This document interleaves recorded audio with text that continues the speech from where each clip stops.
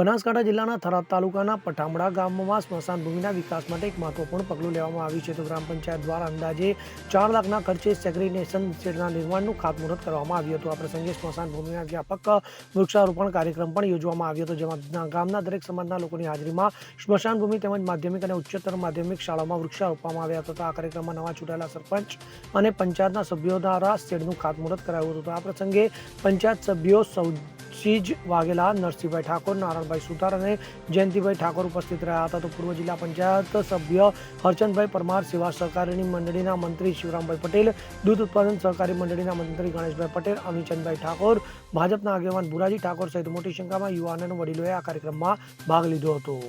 Bureau report, CN24 news. હવે જુઓ દેશ દુનિયાની તમામ ખબરો તમારી આંગળીના ટેરવે. ઉઠાવો મોબાઈલ અને Google Play Store પરથી ડાઉનલોડ કરો અમારી CN24 ન્યૂઝ મોબાઈલ એપ.